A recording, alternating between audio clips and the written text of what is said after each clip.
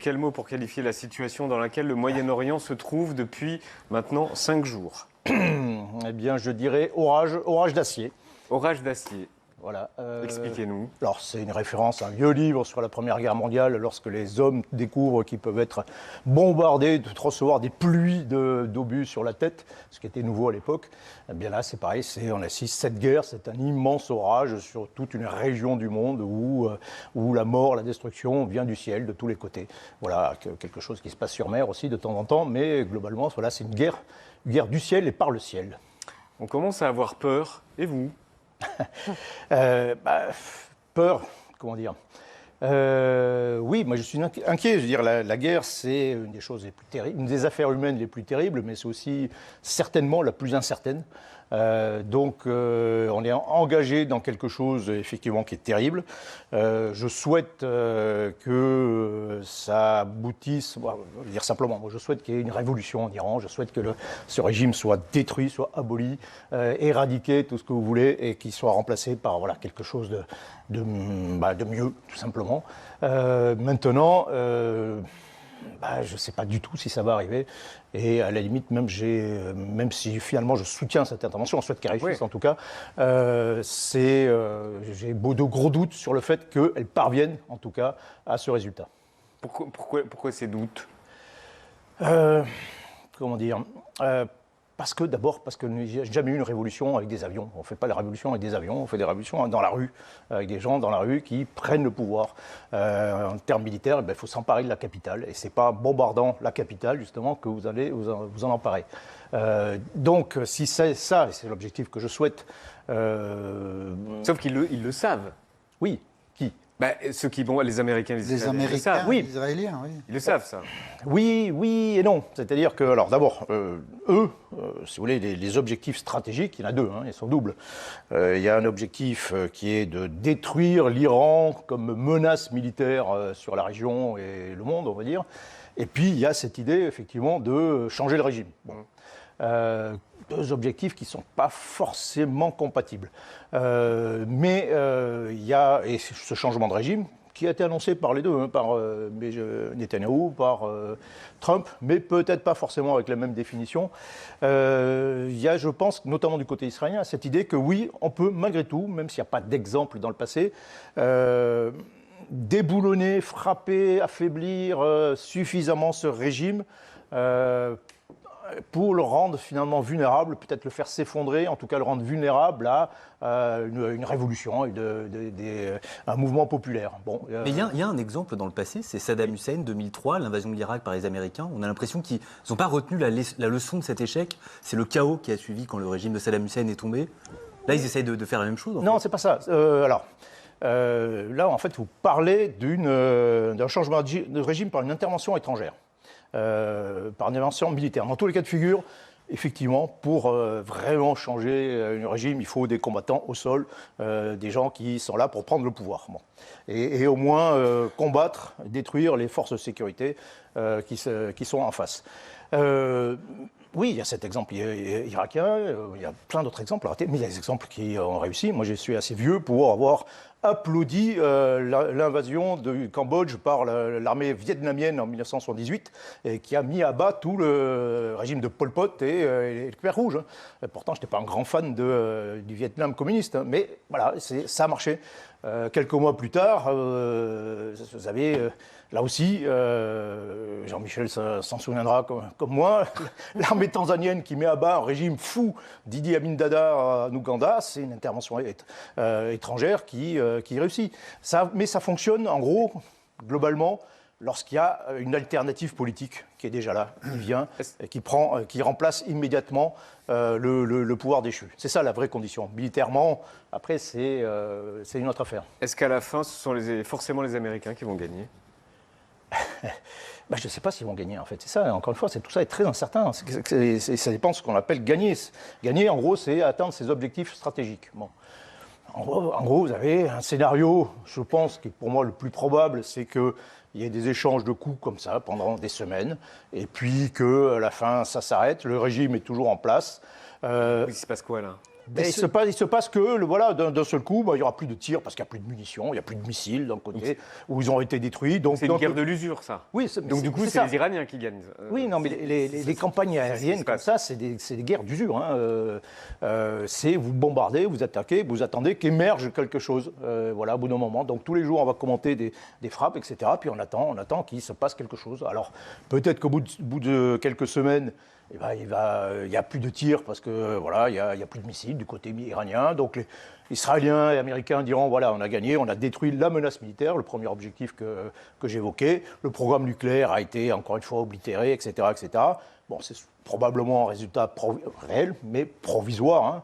Les Israéliens ont une expression détestable qui consiste à dire on va tondre le gazon. Donc là, ce serait une tonte de gazon, quitte à refaire ça dans quelques années. Ça, c'est une première possibilité, je veux dire. Mais du côté iranien, on pourrait dire, écoutez, nous, on a résisté, le régime est toujours en place, donc on l'a gagné. Ça, c'est une hypothèse, c'est possible. Et d'ailleurs, qu'est-ce qu'on sait du stock des Iraniens?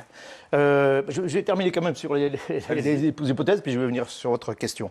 Puis une autre hypothèse qui est plus pessimiste encore, c'est de dire, voilà, les Iraniens, on va arriver sur votre question, ils ont par exemple des stocks de drones, ils continuent à lancer des drones, à pourrir la région avec des raids de drones, comme ça, pendant des semaines, et on se retrouve dans une situation de bourbier. Il y a des coups qui sont donnés, les Américains prennent des coups, ils ont quelques pertes. Toute la région s'en prend, en fait. Toute la région en prend aussi, etc.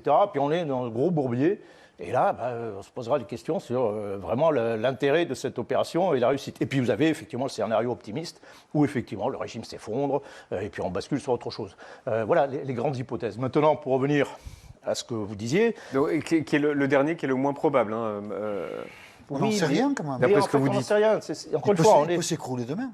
Oui, ça peut. Ce genre de choses, ça peut durer des années, puis s'écrouler d'un seul coup. Vous avez tout le monde qui prend la fuite. Comment on voit si un régime s'écroule concrètement? Quand vous avez commencé à voir des grands responsables qui commencent à fuir, par exemple, et surtout peut-être quand vous avez commencé à avoir des défections. Si voilà, il y a des. On sait s'il y en a là. Mais pour l'instant, pas trop, non. On cherche des indices, mais il n'y a pas de gens qui s'enfuient. Donc oui, s'il y a des gens qui reviennent dans la rue, qui, malgré les bombes, qui reviennent dans la rue, etc., puis qu'il y a des défections du côté de l'armée, par exemple, qui rejoignent la rébellion, tout ça, ça peut se désagréger. Et à partir de ce moment-là, tout le château de cartes peut s'écrouler très vite. Mais pour l'instant, on ne le voit pas. Et sur le stock de missiles et d'armes des Iraniens? Si vous voulez, alors là, on est dans la catégorie menace militaire. Il y a le programme nucléaire, c'est une chose. Il y a les proxys, les groupes armés qui ont été quand même très affaiblis, mais qui sont quand même toujours là. Et puis, il y a cette menace de frappe, cette force de frappe des Iraniens. En gros, il y en a trois. Il y a les missiles balistiques à longue portée, ou moyenne portée, techniquement, c'est-à-dire au-delà de 1000 km. C'est les plus dangereux. C'est les plus puissants, c'est ceux les plus difficiles à intercepter, c'est ceux qui peuvent frapper Israël. Et en gros, on estime que les Iraniens en avaient peut-être 2000. Ils en ont consommé quand même déjà pas mal. Les Israéliens et les Américains en détruisent pas mal. Et ils détruisent aussi ce qu'on appelle les lanceurs, ce qui permet de tirer ces missiles, les silos ou les lanceurs mobiles. Et donc, voilà, on peut peut-être espérer qu'avoir éliminé cette menace, peut-être à la fin de la semaine, peut-être, ou la semaine prochaine. Et puis, vous avez une autre menace. Les drones. Entre les deux, vous avez des missiles à courte portée. Les Iraniens en ont beaucoup, beaucoup plus. Ils en ont peut-être 6 000, 8 000. Et c'est aussi pour ça qu'ils tapent sur la région. C'est qu'ils ont cet instrument disponible. Ça va jusqu'où, ça ? Ça fait 1000 km, ça tape sur les pays du Golfe. Ça ne peut pas aller jusqu'à Israël, donc c'est pour ça qu'ils n'utilisent pas contre Israël, mais contre les pays du Golfe. Et donc là, c'est un peu plus long, c'est un peu plus compliqué. Et puis vous avez la menace des drones, qui est très particulière. C'est-à-dire que là, les drones, déjà, on ne sait pas combien les Iraniens en ont, peut-être des dizaines de milliers. Ils peuvent en fabriquer très vite. Oui, puis c'est facile. Oui, bien sûr. Et ça, ça permet de pourrir la situation. On ne se défend pas contre les drones tout à fait de la même façon que on défend contre les missiles. Alors on sait faire, mais ça demande un autre dispositif, etc. Les premiers morts américains, les 6 soldats qui ont été tués, c'était un drone. Donc c'est passé à travers d'un dispositif de défense, etc. Donc on en intercepte 90%, mais il y en a tellement que ça peut durer comme ça très longtemps. Ça, c'est un peu, c'est peut-être la principale inconnue. Vous avez dit 90, moi j'ai 81% sur le taux d'interception israélo-américain. Total. Total. Oui. D'accord. Et du coup, il en reste 20%. Oui. Est-ce que c'est suffisant pour éviter des catastrophes Non. 80%. Alors d'abord, alors il y a Est-ce qu'il ne peut pas y en arriver une? Oui, mais à partir. Alors, encore une fois, ce sont des moyens qui sont très différents. Un missile balistique qui passe à travers, c'est déjà arrivé en Israël. Vous avez un missile très puissant qui a frappé. Ici. Et voilà, et qui a fait 9 morts, des dizaines de blessés. Enfin, oui, il suffit qu'il y en ait un pour provoquer, oui, c'est une catastrophe, évidemment, provoquer un coup très dur, quoi. Mais c'est comme ça, il n'y a pas de dispositif. Pourtant, le dispositif a été très renforcé, par en particulier les Américains.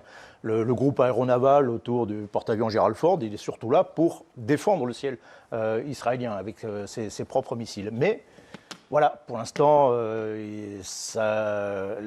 la guerre de juin, il y a eu les Israéliens ont eu plus d'une trentaine de gens qui ont été tués par quelques missiles qui sont passés à travers. Bon, ben voilà. Peut-être que, comme je disais tout à l'heure, cette menace, elle se réduit avec les jours, et peut-être que ça va disparaître dans la semaine, peut-être. Voilà. Pour les drones, c'est moins dangereux en soi. Un drone, c'est un gros obus d'artillerie, quoi. C'est une quarantaine de kilos d'explosifs à l'intérieur, alors qu'un missile balistique, ça peut aller jusqu'à 1 tonne d'explosifs. Ça fait quand même des dégâts. Ça peut faire effectivement des dégâts, d'autant plus que là, on joue sur le nombre. Sur la masse, comme en Ukraine, où les Russes lancent des salves de centaines de drones. Et même si vous en interceptez 90%, il y a les 10% qui passent, ils font quand même des dégâts. Et c'est évidemment là-dessus que jouent les Iraniens, enfin que joue le régime, c'est malgré tout de faire des dégâts, sachant qu'eux encaissent beaucoup de coups, mais ils se disent que les autres peuvent, il suffit de quelques coups pour peut-être faire craquer, notamment les Américains. Je pense qu'ils sont persuadés que le maillon faible de cette coalition, ce sont les Américains, et Donald Trump en particulier. Donc c'est aussi pour ça qu'ils chargent plutôt la région, qu'ils attaquent les Américains, et se disent, voilà, en gros, Donald Trump, il a droit à un stock de coups, des pertes, des bavures. Qu'est-ce qui se passe si, effectivement, il y a des frappes qui tuent des gens dans Téhéran, des civils? Qu'est-ce qui se passe s'il y a des tirs fratricides? J'ai arrivé, il y a 3 avions américains qui ont été abattus par des Koweïtis, etc., etc. Si ça s'accumule, à bout d'un moment, l'opinion publique américaine va commencer, dont le soutien à l'opération n'est pas non plus démesuré, va peut-être commencer à douter. Et là, à partir du moment où on commence à douter sur une opération, ça sent plutôt la fin, quoi. Voilà. Avant de vous libérer, je tiens à dire que vous êtes devenu un héros de BD avec l'adaptation de votre livre L'Embrasement. Regardez, c'est vous là. Attendez, je crois que c'est ici. C'est vous là? Oui, c'est vrai. Oui. Un travail très fort sur la guerre Israël-Hamas. C'est avec Florent Calvez et c'est chez Delcourt. Merci Michel Goya d'être venu. Merci à vous.